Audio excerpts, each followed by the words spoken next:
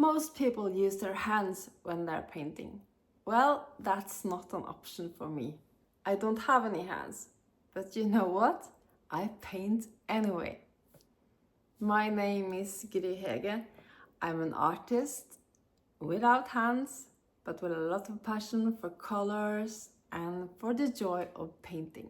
So, how do I do it? That's what I'm telling you in this week's video. First of all, I need to get my prosthetics on because this would be harder to paint with only this. So I need some cream to just be able to slide them on. I need some cream. Take it on my hands, and then I have prosthetics.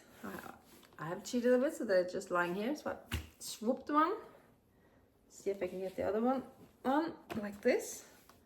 Turn on the power, and then I have my artificial hands here. So I do have hands, but not the same hands as everyone else has. So let's go painting. I would really like to show you how I use my hands or my prosthetic hands to paint.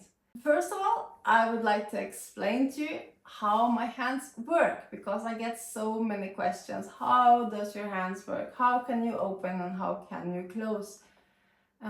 It's actually quite easy because I do exactly the same things I used to do before. I still have my stumps that are going like down here, so I just my hands I lost, not my arm, so I have it here.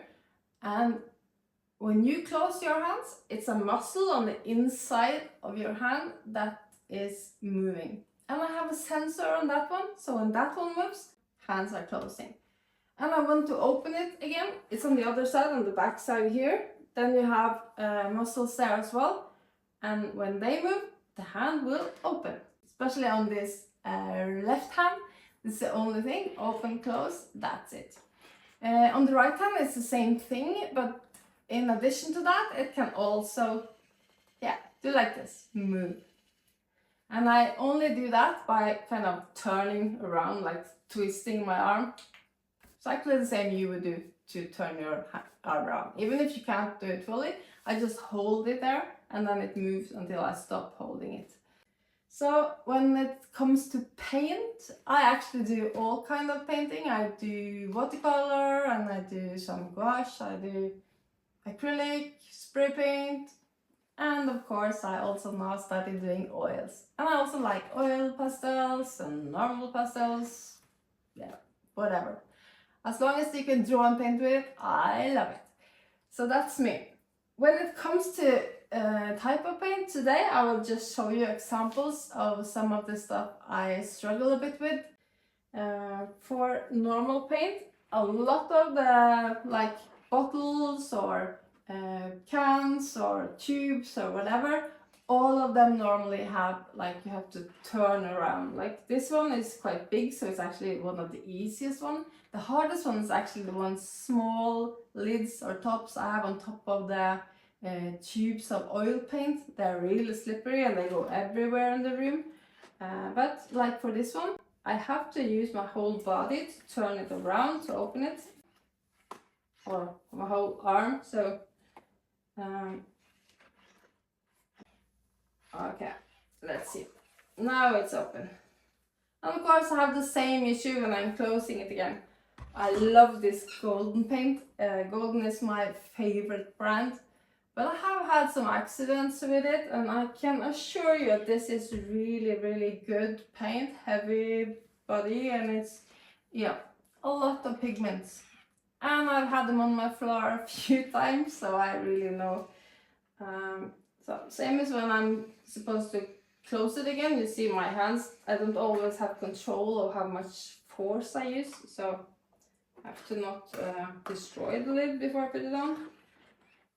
Now I actually seem to have found the threads. That's not always so easy, but today it seems to be fine. So you see a really perfect example how to do it. That's the easy way. Sometimes I struggle a lot more to be able to close it. When it's closed, I also actually use a lot of this Amsterdam paint. It's not my favorite brand, but it's my favorite bottle.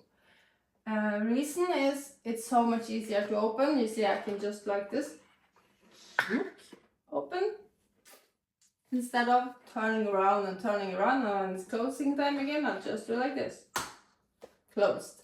So that's the reason I use a lot of Amsterdam. Yeah. I also really fan of spray paint. Spray paint, oh, I love it. It's sometimes not so easy to hold it, I have to admit. I have used spray paint in a lot of directions I shouldn't have used spray paint. I sprayed myself, that's one thing. And I sprayed around in the nature, that's also okay, outside. And I sprayed a lot of inside in my own studio, that's also fine. But I have sprayed other people and that is not fun. So I wouldn't recommend that. So I try now to make sure it's in the correct direction before I kind of just push the top here. I can do that. Or I can use like a stencil. I have one here. I put it here on the purple down here so you can see what happens. That's kind of fun. I actually love that. I want to do everything with that, but so as in underpainting, I love using spray paint. See here? That's kind of a good effect. Seems like I've been drawing all these little lines all the time, so I love spray paint, as you probably can see. So last but not least, I will show you the type of paint here. It's from Golden as well, and it's so much pigment and I really love it.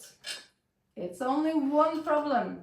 It's the force you use when you push it and try to get something out. So you can see an example how I did this on an online course I actually had for people wanted to paint the King of Norway. But it's a little bit of the process how you do painting, yeah, with ink and this liquid acrylics.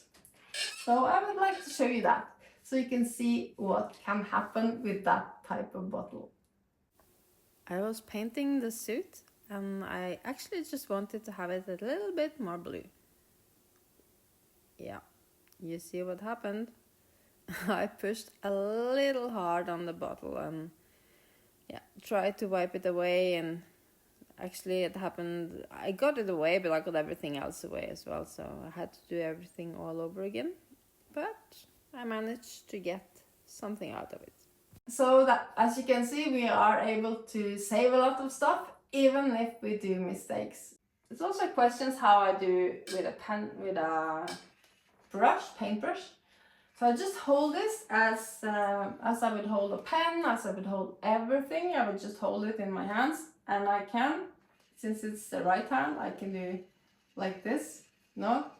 But I cannot do all the other angles. I can't come all the other directions. I can come like that.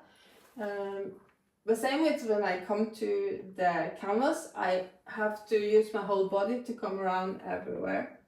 So it's actually not supposed to be blue here, but I just wanted to show you how I can use it. So I have kind of control, but I have to use my whole body. The good thing is that the experts say you have to use your whole body to get the correct movements on your paint and to get the energy in. And yes, I do that, definitely. It's not so easy when I sit here because I wanted to just go and show you both how to put paint out and how to paint at the same time. So it's actually easier to paint while I'm standing or have something on my table just in front of me. Behind there is quite hard. So that's what I normally would do. Then if I have to stand, I have to take a lot of breaks because it's not so easy to stand on these type of feet as well. So it takes a lot of effort to paint, but you cannot stop me from painting. That's not going to happen. So that's how I paint. I hope that explains some of your questions, and if you have any others, please put a comment below and I will come back to you. If it's any other things you would like to know, you can check out my Instagram or my Facebook page. That would be amazing to see you there. I would also love if you would, what is it called? Subscribe and like, yeah. I'm still new to this, so I even cannot remember what it's called, but I would of course appreciate that. If you want to come back, I will be here again next Thursday, so I will see you then in the next video. Now I think I have to go and wash my face before this is stuck there forever. Okay, see you then next week.